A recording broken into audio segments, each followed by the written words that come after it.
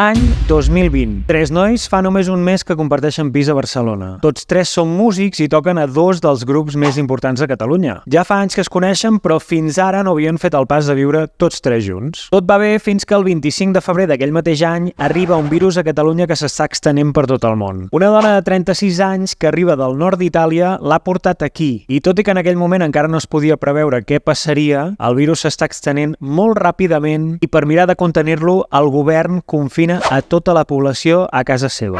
Et sona? Al començament la cosa només havia de ser per 15 dies i els nois decideixen anar a fer la compra per passar aquests dies tranquils a casa. Un cop arriben al pis, endrecen una mica tot el que han comprat i van a la terrassa a fer unes cerveses. Amb una guitarra i una pandereta comencen a improvisar una cançó. Ja havien fet aquest mateix procés moltes vegades, però aquella cançó en concret, en portuguès, els ha quedat molt bé i decideixen gravar-la amb el mòbil. O coronavírus va passar, eu quero falar, eu não quero ver você chorar. Ho han fet en qüestió de 20 minuts i la cançó ja està penjada al perfil d'Instagram del Rai Benet. Ho han fet només amb la intenció de que els amics i coneguts escoltin la cançó, però comencen a rebre comentaris de gent que no coneixen de res dient-los que la cançó els agrada molt. L'endemà es lleven i el dia segueix una mica el mateix patró. Al migdia obren unes cerveses de nou, tornen a la terrassa i sorgeix una segona cançó. Aquest cop la penja el Guillem Voltor.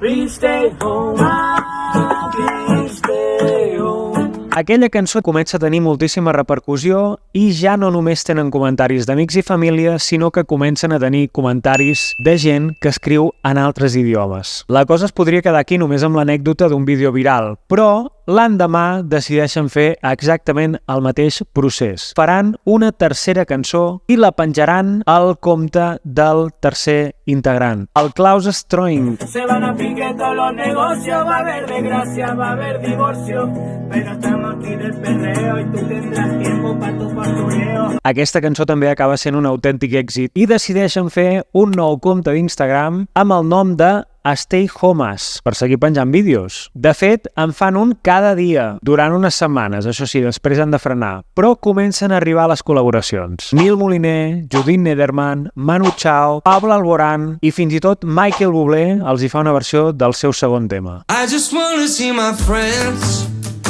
I wanna walk the street again. A tot això, anuncien un concert a la Sala Apolo per quan s'acabi el confinament i esgoten les entrades en 10 minuts. Els mitjans també es comencen a interessar per ells, i no només els d'aquí. Els entrevista la CNN, la NPR, una ràdio d'Estats Units, i el The New Yorker, entre altres mitjans. Al relaxar-se una mica les mesures de confinament, graven el seu primer EP, amb 5 cançons. If you see the bright side, you'll be free.